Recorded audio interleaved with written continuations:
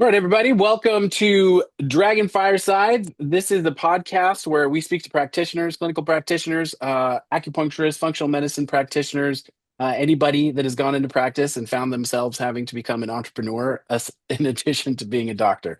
We talk about things that are working right now. We talk about the medicine that we do, and we are trying to build a community around advocacy and cooperation. So, if any of that sounds good to you, stay tuned, keep watching, check in, all the things. We appreciate you.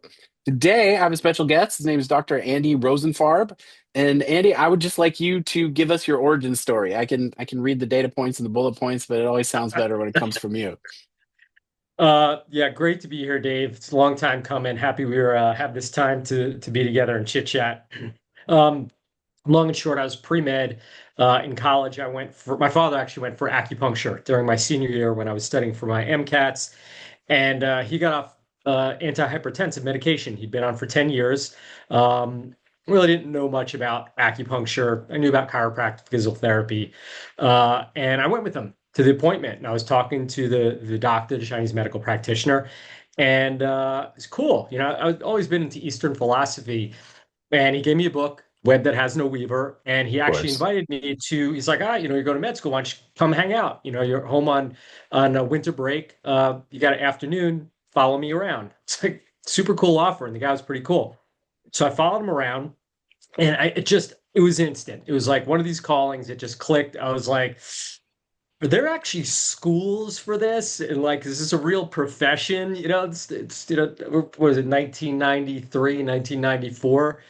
So yeah, so I basically was looking at different schools. My spring break senior year, I decided to instead of going on spring break with my fraternity brothers, I went to San Diego where my uncle was living, and went up and down the coast from LA to San Diego to look at PCOM, Emperors. I don't even remember whatever schools were around there. Sat with Jack Miller and ultimately decided that the next 3 to 4 years spent in San Diego was going to be pretty effing cool.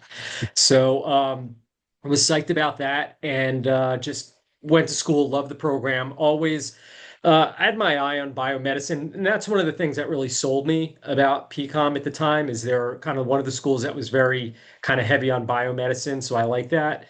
And always knew I wanted to specialize, and I played with different specialties for the first 2 or 3 years out of acupuncture school. And in my third year, I really locked in to ophthalmology, and that's kind of been my thing for the last 30 years, 25, 30 years. Yeah. Yeah, that's awesome. So, what was it about ophthalmology that got you interested? I don't even know how many schools have a program that focuses on that. They don't. So it's pretty funny. So when I was in school, uh, there was three conditions to my memory that we were told like you really can't do much about.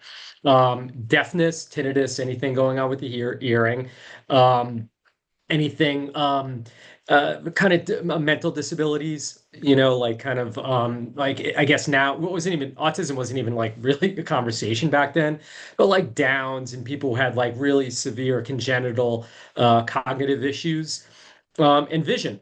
Look, I had three sides of notes from 4 years of school, a page and a half of everything that had to do with ophthalmology, and everything. When I graduated, I was looking in, Shanghai and CAM, CMX, and it was all the same stuff. It was like liver kidney insufficiency, move liver chi, and it was all the same stuff. And I wasn't getting the clinical results using those protocols. And I also realized that patterns didn't really fit. I was seeing different patterns. So the question that I came up with fairly early on was, look, if acupuncture can't, if it can help headaches, if it can help menopause, it can help sciatica, it can help digestive issues, why couldn't it help vision? Like, what was this kind of thing around eyes where it couldn't help? So I decided that I wanted to investigate that, and I had a couple patients with glaucoma. That was one of the first conditions I treated, and he got results. And it was just, okay, well, maybe this is something we can help people with. And I saw that this was an empty field in our profession, and that conventional medicine wasn't really helping these guys much either. So I said, all right, Chinese medicine, this is an underdeveloped area of specialization, and conventional medicine can't really help these people anyway. So let's have at it. and see what we can do.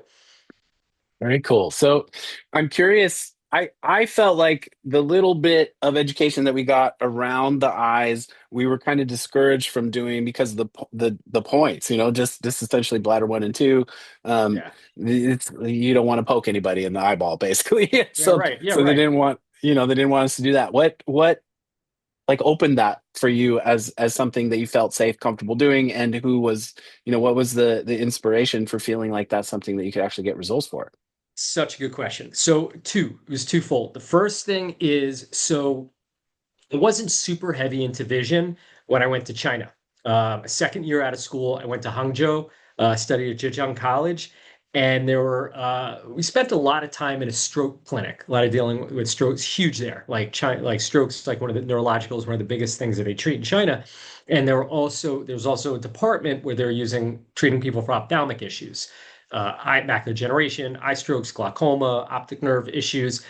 And these guys were burying like in an inch and a half needles, like just literally like not nothing I would ever do, but literally that a cigarette in one mouth, straightening the pre-used needles with their teeth, putting it, back into a different patient, taking one out, putting the other. So, OSHA was not really a thing there, clean CNT, clean needle technique. But anyway, put that aside. It was that these guys were like, oh yeah, sure, just putting their hands in, just burying the needles all around the eyes. And I was like, all right. And then they started with electrostim and like nothing. And I was like, well, isn't that dangerous? They're like, giving me side eye, like, okay, you know, we need a little teach you a little bit. So I learned that, and the combination of local needling with deep needling and shallow needling, and also using electrostim, really kind of was like, okay, well, they're doing it, so why can't I do this? Then I learned a system from Europe, a Danish practitioner named Per Ott, who had since passed. He was using a system called microacupuncture 48 that he agreed after 2 years of following this guy to train me. So he was using a distal system that was is a micro system, like auricular, similar to Sujuk and stuff like that, but a different distal system that was just hands and feet. And I was like, all right, I'm kind of into the distal acupuncture thing. I was doing Dr. Tan for a while and learning about Dr. Tung was coming on the scene, getting popular at the time. So, all right, let me check this out. And then learning about other systems, combining those two really started to get good results. And I started to see that I was getting results and there was something here. I was getting some traction in clinic. People were saying that they were getting results. So at that time, I started studying functional medicine as well. So it was a really good bridge at the time to take, these kind of little esoteric abstract ideas of Chinese medicine that were not clearly well defined or expressed in terms of biomedicine, that functional medicine was really starting to fill some of that language and fill some of the gaps for me. So I had a better understanding of neurology and brain work that we didn't really get the best education at the time. Not, no dig on Pacific. Just at the time, there wasn't a lot of instruction or anybody who had a lot of experience with that. So it's that bridge plus the ophthalmology, which really just kind of set the train in motion. Awesome. Okay. So it sounds like this was pursuing you as much as you were pursuing it. That Without question, it was a calling.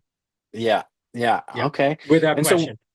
where have you landed now? Like, what does your framework and your protocol look like now? I'm assuming that you're at a stage where you kind of have the proven system modeled out, Yeah, and yeah. what does that look like? So from China, yeah, I realized that was one of the best takeaways that I got, I guess, if you want to say with China. It was like this 1 day, once a week treatment, every other week treatment. Like, no, it's not happening. In China, they were doing like one, two, three treatments every day. They come back in the morning, come back in the afternoon. And Per Ott, who I learned from, had the same idea. He was like, look, we're treating these people very, very intensively. They have neurological conditions and they come from out of the area. So at the time he was treating people from out of town, it was like, look, I got to, compress the treatments a little bit. And I found that treatment works better for neurological conditions. So the protocols we created for new patients, they come 2 weeks, they do 10 days of treatment, they do multiple treatments a day. When I first started, it was just two acupunctures, right? We did kind of just, the hands and feet points. And that was, 25 years ago when we just got that going. Obviously, my practice has evolved in my treatment style, and I've learned a bunch of things and picked things up along the way. So now we're adding things like red light therapy, we do hyperbaric oxygen, we do molecular hydrogen, we do alternating current stimulation, a whole host of integrative therapies, all that I found that do get at least 70% more success rate clinically and no negative side effects. So patients will come in, we do a round of vision testing. I have all standard ophthalmic vision testing in clinic, perimetry, visual fields, contrast, acuity reading, near far, visual fields again, OCTs. We're doing a cross section of their actual macula to see what's going on in the retina and optic nerve to see what's doing there. So everything I can do without dilating, because acupuncturists are, we can't use pharmaceuticals, so we can't dilate. So we do a baseline. We take them through a 2-week course of treatment, get them on some supplements, educate them every Wednesday. I have a patient education lecture for my eye patients. So we do a lecture, and then on the last day that they finish up, we do all the testing again. We give them a report of findings. I go over the results. What are they going to do going forward at home or coming back here for treatment? What does that look like? And then put them on a treatment plan. Most patients, the first year will come back 2 to 3 more times. And most of them now are on our home care that we have. We have a lot of home therapies that I've developed since COVID that patients are using. With the home care, do they have to be an in-house patient at some point first, or can anybody sign up for the home care? Anybody could sign up. So that's what's cool. So over COVID, all my patients were kind of freaking out that they couldn't get to me. And at the time, all I had was a couple of supplements. And I'm like, do your eye cheat? Like, I can't get to you. I mean, New Jersey was like shut down. They were literally like turning people away. So I decided during COVID, because I had some time, like most people did. I'm like, all right, I really got to get this remote thing dialed in because everybody went remote. And I'm like, well, I need to take remote as well. So I started doing more telehealth. I got really good at it. We got busy fast, and I actually started training other acupuncturists how to do the framework around doing telehealth. And like we are booked out like months now for our telehealth appointments. So our patients who can't make it to clinic. About 3 years ago, I developed a AccuVision distance program or at-home program where I'll do a telehealth consultation with them, then put them on some supplements, give them lifestyle recommendations, and put them on our like alternating current stimulation for the vision. We'll put them on red light glasses, give them the eye qigong exercises, Chinese herbs, conventional supplements, and it's holistic. So again, Chinese medicine, we're dealing with their sleep, we're dealing with their diet, we're dealing with their digestive issues. So I can't do pulse, but I can look at their tongue, on Zoom. I can have them take a picture, even if we're not. If they ever went to acupuncture, I'll ask them, hey, have you gone for acupuncture? Do me a favor, ask your acupuncturist what they read on your pulse and stuff like that. So I can get as much information as I need to get them, moving in the right direction. And a lot of them, anyway, after a year or two, will end up coming in clinic anyway because of the results that they're getting. Yeah, cool. Do you have any kind of course component or group coaching or what outside of the telemedicine one-on-ones that you do? How do you keep people, how do you get people to do what you tell them to do? That's the question. So I have a lot. So I've built that out quite a bit. So we started with like a YouTube channel, and I was always good about producing content, and I was always it was important to me to educate, educate, empower, and occasionally entertain. Just kind of give them some content, something to chew on, and help them understand a little bit more about their condition. Because as you probably aware of, and a lot of people have conventional eye doctors, in this case ophthalmology, are often very remiss in terms of their ability and their willingness to understand and explain to people what are going on and help them understand what they can do going forward. So I kind of found that out early and I filled that gap. So we started with our YouTube, then we went to a Facebook group. Then we Instagram as well. And then I created an online group coaching, which was at the request of one of my patients. And I was like, coaching? I teach acupuncturists and doctors. I don't teach patients. So I was open to that about 2 years ago. We created that. So I created an online group coaching, medical coaching for our course, for our patients, which also provides weekly support. So they get the coaching, the content rather, the course, and then they get access to me once a week, and they pay a fee. Patients who have been with me for a while, or kind of buy prepays and stuff like that, I grant them access, and it's a great community. I haven't even marketed it very much, and we have like 60 people in the group right now. Once we start getting a little bit more traction in marketing, it's going to go really fast. But I need to do some back end stuff just to make sure, so I'm not, as you know, not like get consumed with emails and texts, and that kind of can get a little bit of a headache as well. Sure. We just started TikTok, which I was like so against. I was like just not into TikTok, probably dating myself. I was like, TikTok, you know. So about 3 months ago, we jumped on TikTok and it is like exploded. So I know you do. That's kind of your wheelhouse. You do a lot of that type of stuff, but I had no idea. And my oldest son, who's 22, was telling me for 3 years, it's like, Dad, you're an idiot if you're not on TikTok. I'm like, shut up, you know. So here we are. So it's become quite the thing, the TikTok stuff that we've been doing. Yeah. Okay, awesome. So you are one of the few people, most of the people that I work with, I have to convince them first that there's a different way to conduct business, there's a different way to create impact, and they sort of have to become bought in on this idea of moving some percentage of their business online, that Yeah. they can teach one to many, they can provide transformation one to many, and that's a viable thing for practitioners. I think just the modality itself, obviously there's no part of the schooling that lets you think that just talking is something that can help people, or that there's things that can be disseminated or distributed via, I guess, the mail and Zoom and these other things that we're having access to now for the first time. So what, aside from a patient saying you need to do health coaching, how did you become open to just pursuing this? I guess maybe you answered part of that with COVID being a big motivator, That but was outside it. of that, okay. Then how did you just get in there and like get your hands dirty and not be scared to put your face on camera and plant your flag and tell people what you're about? How did you overcome, any worries, concerns, fears, insecurities, whatever, with regard to that? That's great. So when I taught my first, I remember very, very vividly when I was teaching my first microacupuncture 48 live class. We did our certification class, and I remember getting up in one of the conversations we had. I was like, "All right, I know we're gonna have to do this online." And I remember telling them like, "I am petrified to like go in front of this camera," and I was like, "I am not comfortable. Like I can talk in front of people." I can lecture, I can do that, but the video vlogging and all this stuff, I was like, so, and I said, I just hired a coach to teach me how to get good at that. And what do I have to do? And obviously, I'm not like perfect, but he taught me how to be comfortable, what to say, stuff like that. So that was a realization early on that I needed to get good at that. And we're talking probably about six years ago or somewhere around that, maybe 19, yeah, 2019, somewhere around there. So it was more, and again, to direct response to your question, it was, I knew it needed to be done.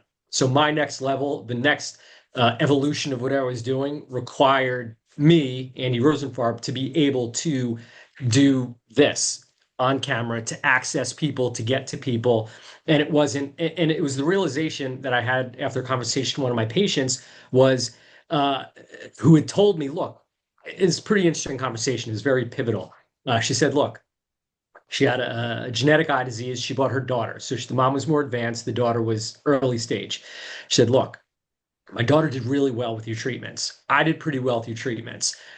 If I would have known about you 10 years ago, I would have saved my sight. So I know you're just an acupuncturist, but it's your responsibility to make sure that me and people like me can find you. That's not our responsibility. You have to make yourself accessible, available, and seen. So I was like, oh, you're so right. You know, and that was it. Like a couple of conversations and patience and just kind of seeing the trends and the way things were going. I was like, and again, as you said, during COVID, it was like this, the world literally pivoted and went remote during COVID. So it was either you follow that trend or you're left in the dust. Yeah. Yeah, that's pretty impactful. I think I was feeling the feels when you were just telling that Yeah. story. Yeah, that's an amazing perspective, and I hope that people are listening with regard to that. So obviously, okay, so one hurdle was to get on camera and just practice comfortability with that. The other thing was to like assign this as your new mission objective, get your name out there so that you can help, kind of the maximum for all of people. Yeah. Um, but outside of that, there's still logistics, a tremendous amount of logistics that have I don't know if they do have things in common with how you manage kind of a local, butts and seat kind of a business, but Yeah. um, they have to be framed a little bit differently. So how do you address? I would say that probably the average acupuncturist is thinking about their billing in terms of, a mechanic or Yeah. something like that, where it's time for money. It's my time is worth $150 an hour, or my time is worth Right. whatever. But with online, you can't exactly do it that way, especially if you're doing coaching. So how did you figure that out? How did you figure out pricing structure, offer structure, and marketing structures? Uh, guessed, just terms figuring that out. We just started like, okay, nobody else is really doing this at the time that we did it. So I was like, all right, we charge this for in office. I was like, if they're getting this experience, we charge this much, like for telehealth. It was what I felt right. It was kind of like an energetic thing. I was like, what do I think is a fair compensation for what the value that I'm creating? Without with me feeling that there's a fair energetic trade for the information, the support I'm providing them, without freaking them out and making them say, "Oh my God, this is so much," and then also not underpricing it, where we have people who, which is more important in my opinion, if you underprice it, you're going to get people who are just a pain in the neck. They're kicking tires, and the people who pay less are always the problems. And the people who charge a little bit higher, they're in.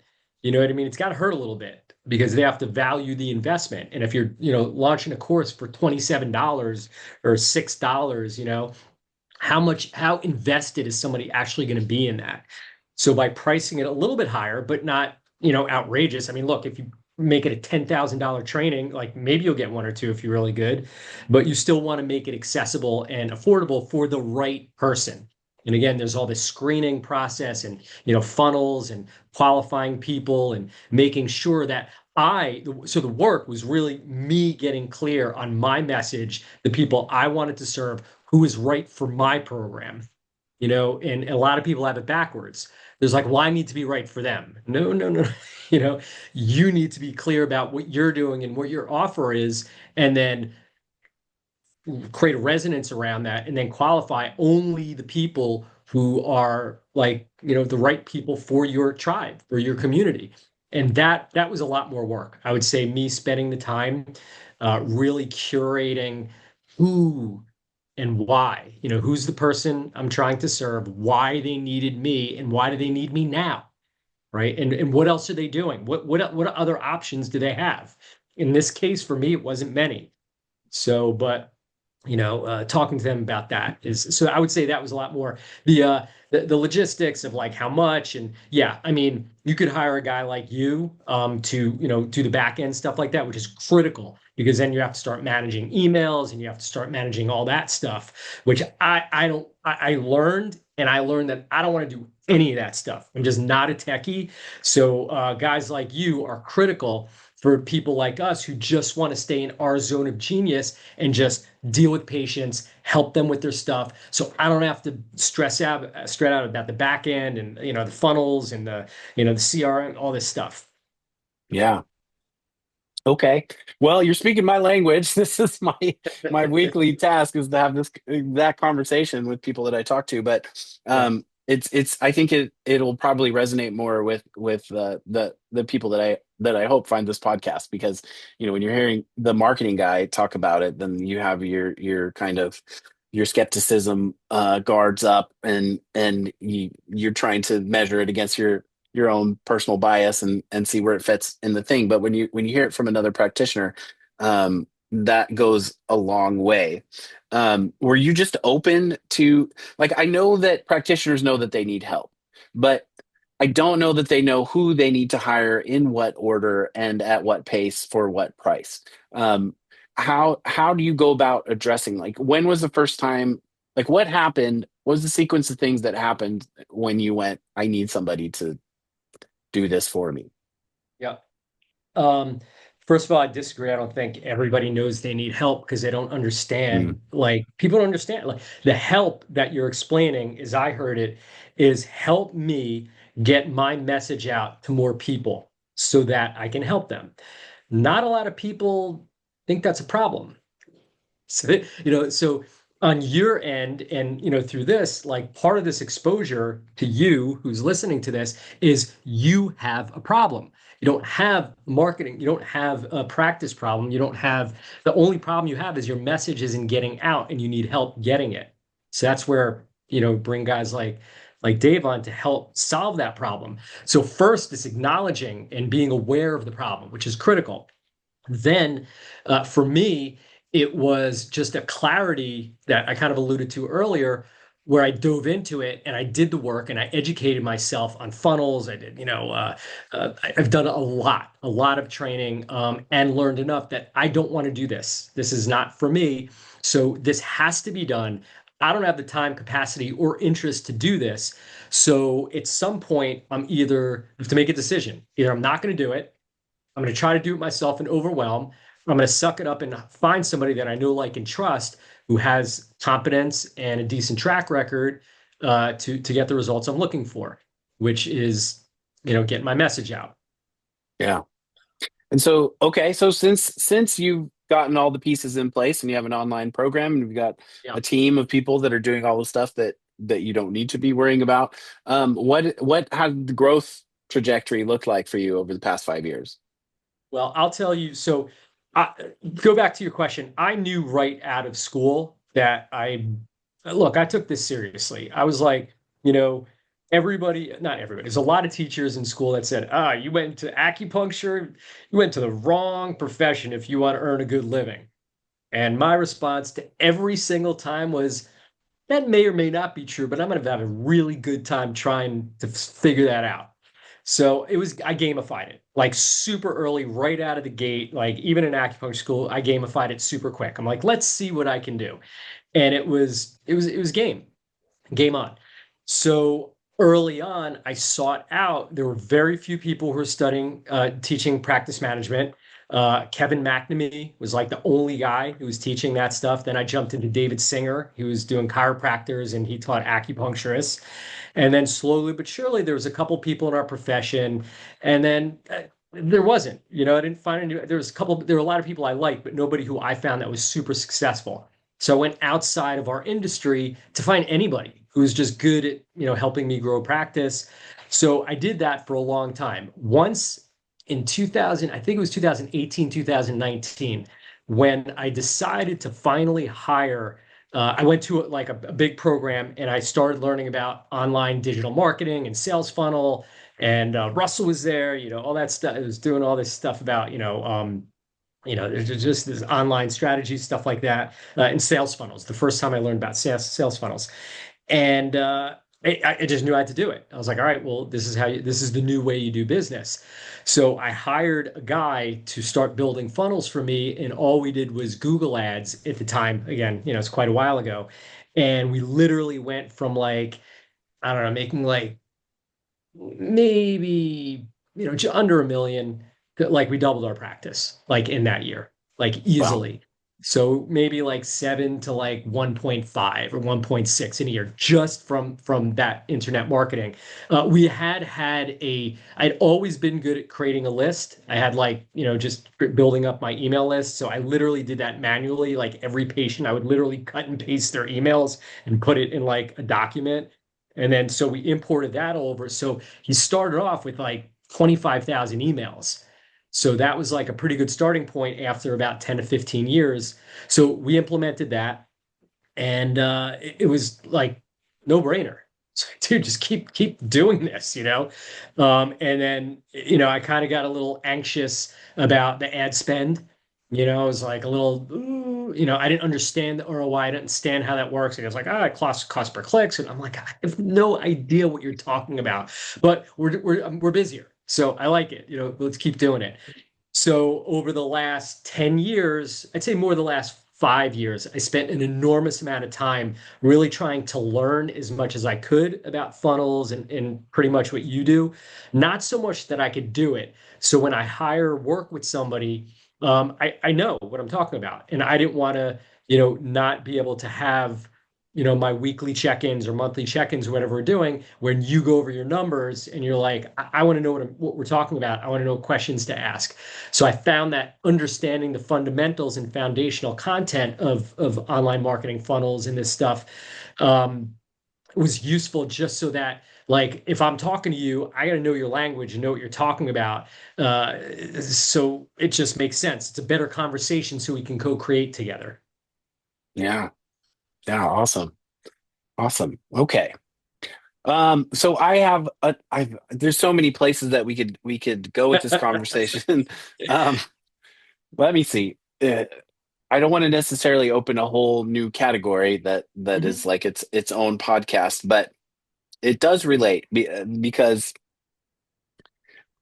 because you're unique. Like your story is not something that is typical, common, or yeah, is typical or common. Basically, what's been going on over since COVID is all of a sudden there's more scrutiny on the schools. We have the feds kind of cracking down on the schools and making a claim that taking out a six-figure student loan debt is not necessarily equating to, living a higher economic bracket of a lifestyle, and you're not necessarily better off with that debt than you would have been without that debt. Now, I think there's plenty of things that could be said in how terms of how fair that is related to anybody that takes out a student loan and what percentage of people Right. are actually in a profession doing the thing that they paid the government to do. But schools are closing down. There's been north of 10 schools that have been shut down in the last 2 years. There's other schools that are still in operation that have closed down some of their programs, like the doctorate Yep. programs and whatnot. We have people that are freaking out and trying to pivot their universities and colleges into nonprofit programs because initially those weren't regulated as harshly by the feds. That's turning out not to be the case anymore. They will also be Yep. regulated by that. Um, so schools are closing, and it's also difficult to get the full script as far as the reasoning for shutting down the schools because it's considered to be private. And but I know people that work for the schools. I know practitioners that teach at the schools. I've Yep. had some conversations with faculty at the schools, and essentially that's what it is. It's that 50% of the people that graduate don't practice ever at all. I'm one of those people. I graduated, I never set up a practice. The other 50%, only 15% of that 50% have enough business that they can do it full time. That's not even talking about like, buying a nice house in a nice part of town and living the Yeah. dream. Right. It's just Thriving. getting by. Right. Right. So that's what's going on. So my question to you is, in light of all of that, do you still think that opportunity exists? Do you think we should just give up, shut down all the schools? Acupuncturist is for, TCM people that live somewhere in the east side of the globe. Or do you think that there are ways that are easy to implement, low barrier to entry? Like is there a process that can be implemented and maybe should even be something that is taught at the school level so that people feel more prepared? Like Yeah. should people consider this as a viable career, or should we just give up? Yes and no. I think evolution, we're facing a strong evolution. I have a lot on this. So, having served on two of our national boards, president of our state association, we just opened a second state association in New Jersey. We are spearheading a scope expansion initiative that we are like literally at the tail end of. December, January, we're going to get this thing pushed through like 98%. Um, so it's evolve or die, pretty much. That's my opinion on this. So we see the schools are being absorbed by larger institutions. I don't think acupuncture is going anywhere. With all due respect, I think that we as a profession failed miserably in terms of our stewardship and ownership, if you want to call it that, of the profession. Everybody, the schools, no school in particular, no person in particular, but they did not safeguard our profession, our national associations, our state associations. We didn't have our proverbial stuff together to do that when this should have been handled 20, 30 years ago. So while, people were taking some, stakeholders in our profession were taking a lot of money from a lot of people, they could have been giving back and trying to safeguard our profession. Now everybody's, screaming fire, which is part of the problem. But the other part is that, as you said, in school, there was no education. Look, we're the only healthcare profession outside of, I guess, massage therapists who come out. There's no insurance. It's not, you don't have a career. There's no hospitals. There's no job. My father used to tell me, he's like, I love you're doing great in your profession, but it's kind of a scam. You come out of your profession, there's nothing available. Everybody has to start their own profession. There's no hospitals, there's no insurance, there's no jobs waiting for you. So it's a problem that was shown a spotlight on very early, at least 20, 30 years ago, that nobody responded to or did anything about. Now, I will not point any fingers at anybody. This is just my observation of what happened, and this is the consequences of failing to meet the to create structural integrity and professional integrity around our profession. A lot of that, I think, has to do with the fact that acupuncturists, a lot are part-time. I mean, I don't know the percentage of how many are full-time, but there's not a lot of us. And I think with that just comes just an overall sense of seriousness about what you're doing. You're part-time acu hobbyist. Again, no insult, but that's it's kind of thing. If you're seeing like a couple of patients a day, you're not full-time. You're not really taking it seriously as a full-time career, as a primary provider for your family or whatever. So I think that there are opportunities, and we either evolve I think we're going to get consumed. Like I think that we will still have a profession, but I think that there will be acupuncture. I think the health, like what's going on with Pacific Center, where what is it? One of the colleges, I can't remember off the top of my, like maybe San Diego or Southern California College or something like that is absorbing. I think that's what's going to happen. I think that should happen in order to save our profession. I also think as practitioners, we need to pivot. And I've been saying this for a long time. You really have insurance is like gone right now. So our best bet right now is for MDs, PTs, and chiropractors to start pushing for CPT codes for dry needling and acupuncture. We're never going to have reimbursement. I used to get 35% of my practice was insurance. I don't have maybe two patients that are friends that I'll do insurance for, and that's it. But I think that the solutions are specialization. These are my top two solutions as a sense of evolution. Become a specialist, like know you, because nobody's looking for an acupuncturist. Nobody wakes up, I think I want to go for an They don't. They wake up to like my shoulder hurts, my butt hurts, I got a headache, my eyes are messed up, I got infertility. All I want to find is whoever the best person who's going to be the best chance of recovering or solving this health problem that I'm having. So we don't know that as a profession. That's a marketing, messaging deficit that we have as a profession. So as more people learn that and kind of take on this idea of conventional medicine, and this is important, really important conversation here. So conventional medicine does hyper specialize, right? We can all agree on that. Every specialty has its sub specialty. And that kind of the result of that is okay. But kind of not really, because doctors are now very overwhelmed and patients don't have the time. They don't, and there's no case managers. So I would say that what happens is that patients really get lost in the shuffle and doctors are overworked. So they're bringing patients in with a specialty, like maybe ophthalmology, glaucoma specialists, retinal specialists. I see that opportunities bring somebody in as a micro, meaning focusing on whatever problem they have, and then blowing that up into the micros or the macros rather. So using it as a point, as an access point. Somebody comes to me for ophthalmology, somebody comes for asthma, somebody comes for migraines, fertility, whatever they come in for. That's your access point to take it from micro to holistic and teach them about the systemic nature of whatever disease they have and what they can do. Something that conventional medicine does not do. And we have a role as almost like case managers to be liaisons between the patient and the doctors.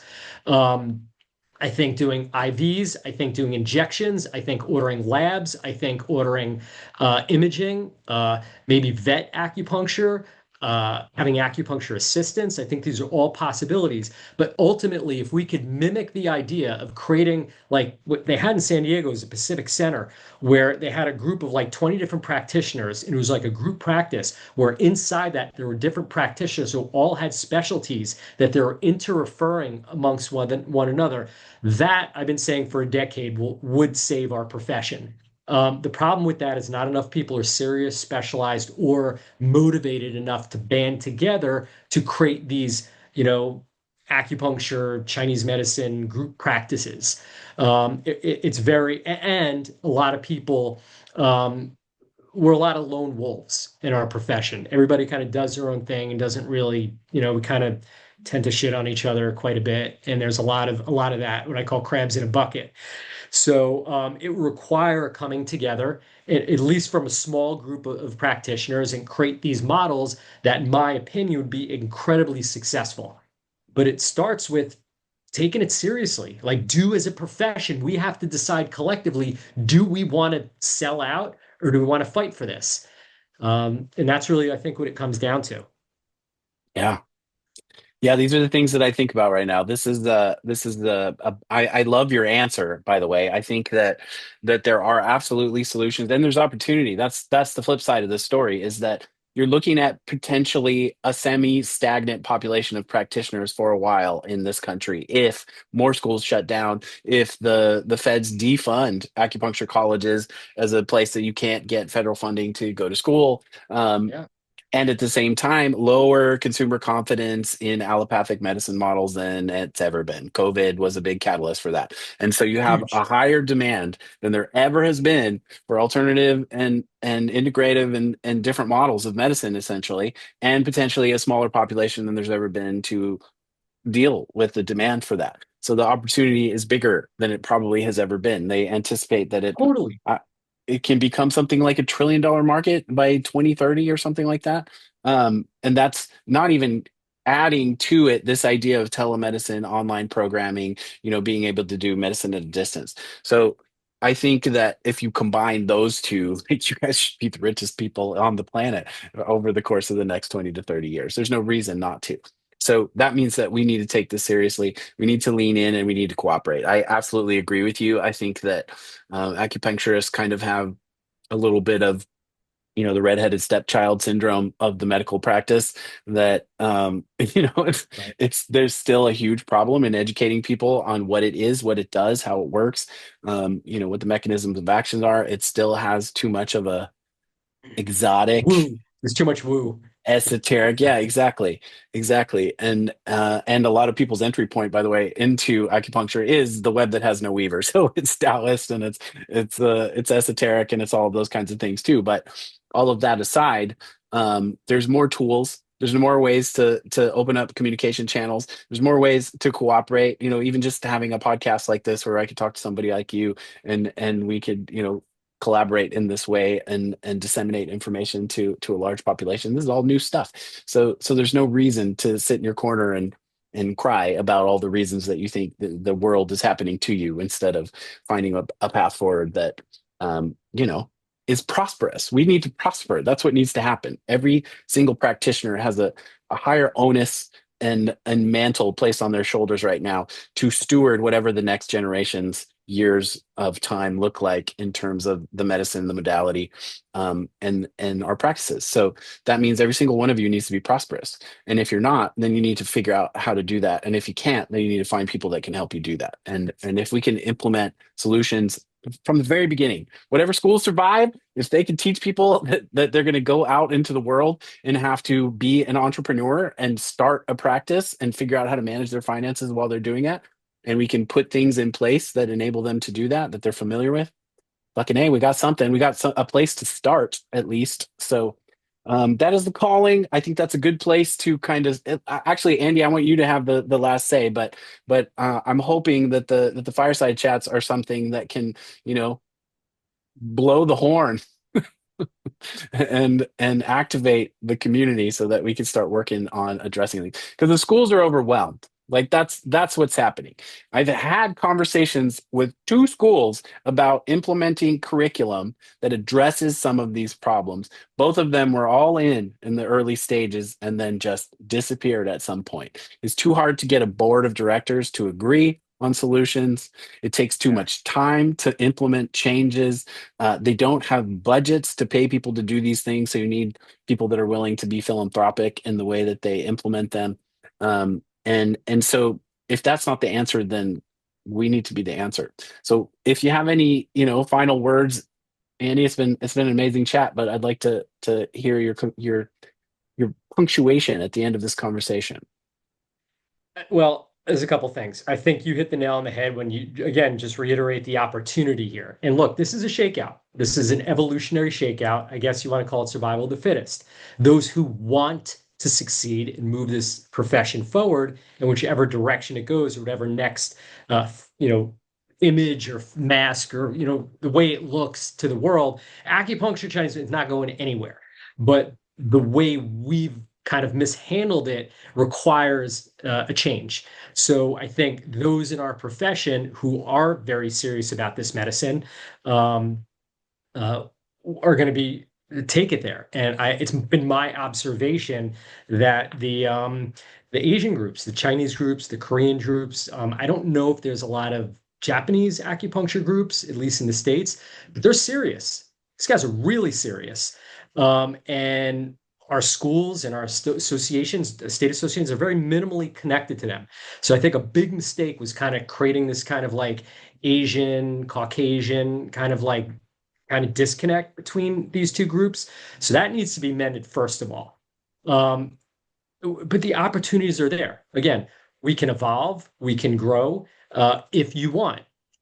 And I think a new educational system that is maybe more responsible or has the infrastructure to take us as a profession where we need to go, that's going to be great. And I think those that are fired up about it, like you or me, who are like really do well and try to give back on different levels, I'm not just saying like patients or making money or something like that. Whoever is out there trying to kind of, scream from the rooftops that, hey guys, if you're in, let's get going with this. That there are these opportunities, and not to give up hope, and not to think that this is not a death. This is an evolutionary process, which looks like death sometimes. It's painful, it's uncomfortable, it's scary, but uh, as you indicated, this is a very good time for those of us who are interested, serious, inquisitive, have ideas to come together in a sort of round table to just brainstorm. What does it look like? Where do we want to go? It's going to require new stewardship, and if we don't, that's fine too. Somebody else is just going to take it over, whether it's the chiropractors, the PTs, the MDs, or there's a whole new generation that hasn't even been born yet of like a new generation of holistic practitioners. So I don't know where that's going to go, but I know either we kind of mend this and take it on in a different direction, or it's going to be absorbed by somebody else, and it's both going to be fine. People are going to get the service they need, because the last thing I'll say is I loved what you said. People need this, and the growing need for what we do is, in my observation, experience, and opinion, growing exponentially. So it is a void that needs to be filled. Do you want to fill it, or are you going to let somebody else do it? And that's really what the question comes down to. Amen, brother. Like I feel like I went to church. This is awesome. All right. Well, we've rung the bell. We've made the calling, and will you answer? That is up to you.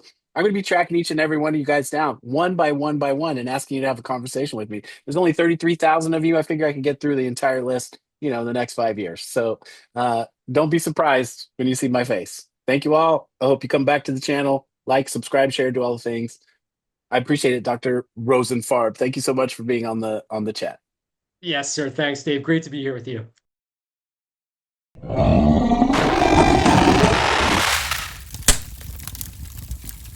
Just actually, somebody posted on Acupuncture on Facebook this morning, and I kind of threw your name out there. They're like, "Oh, we're trying to get new patients. We're getting a new associate. What do you do for marketing?" I'm like, you're like, welcome to 2025. Like, if you're not Yeah. doing digital marketing, like tap out. Yeah. Tap out. Yeah, exactly. If you want to treat your clinic like a speakeasy where you need the secret password and you need to know the alley it's on, okay, go for it. Go for it. Good luck. You're right. All right. That was awesome, man. I Yeah, like to dude, that get was a lot of fired up. fun. Yeah, Yeah. absolutely. If there's any way that we could collaborate or keep the conversation going, I would absolutely love that. I appreciate talking to people that are on fire for all of this. And yeah, quite frankly, it's difficult. A lot of what I do is soothing people that are struggling Yeah, and right. But that's depressed. it too. And it's again, a lot of the marketing stuff, and I didn't say it, but I literally probably spent 20 to 50 times what I saw. I went to school was probably, I think I spent $28,000, Hmm. dating myself. It's 30 years ago.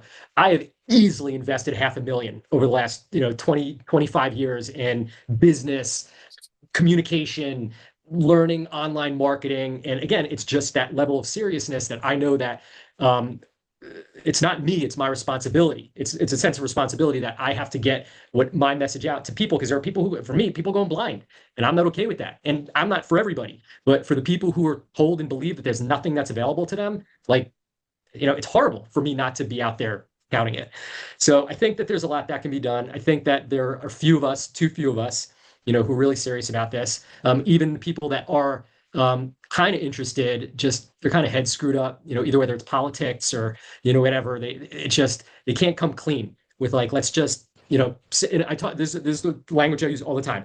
Chiropractors were in the same boat as we were. Yeah. And at one point, I had a conversation. I'm very close with our chiropractic association in New Jersey. And I said, what'd you guys do? I said, it's very simple. We hit a critical junction at a point in time where we decided to set aside our philosophical differences, whatever the difference were, to focus on the commonalities and the greater good to move our profession forward. And we got rid of all the petty shit, all the beliefs, all the politics, said we need to get ourselves as a profession moving forward. And I don't know if we can do that. I honestly don't know between you and me. I think there's way, having taught practice management, having taught acupuncture, having taught at schools, having been on two state associations, two national associations, like people don't give a shit. So I'm like, all right, so let somebody else absorb it. Those of us who are in this, our heads in it, we will move with them and help them evolve the new 2.0 version of acupuncture in the US, which is fine. If that's what it is, that's what it is. Just go with the flow. Yeah. Yeah, I'm starting a series of webinars that are just kind of the state of acupuncture in 2026. The Yeah. idea is just to get people up to speed on what's going on if they don't know, and give people a place where they have the opportunity to form community if they want to, with the intention of taking that to a place where eventually we can actually host a symposium, Yeah. and we can solve some of these problems like Yeah. in real Talk to time. So Carlos Chapa too. He's the president of okay. AAAOM. He was both on that. We were on the board together. We're on the guild board together. Um, Talk to Chop. He's very good talking, insightful. He's one of my best friends in the profession. Okay. He's actually made a $15,000 donation to our state scope expansion thing. So they're like, so these are good people who are really investing. They're putting their money where their mouth is. Through that, they had some extra money that they were able to contribute. But he's like, look, nobody's asking. We're not doing anything. So we're happy to help you. So he'd be a good contact for you to bring on the show, I think, with this type of conversation. And I try to surround myself with people in our profession who are kind of this mindset. So feel free anytime. I probably got a good, like just off the top of my head, I got about a half a dozen people who I think would Awesome. be good in this type of conversation. So feel free to reach out anytime, hit me up about that. I appreciate that, Andy. Thank you so Yep, you got much. it, brother. Thanks again for the opportunity. Have a great rest of your day. Absolutely. You Take too. care. All Catch you right, soon, you too. man. Take Bye care. bye. Bye.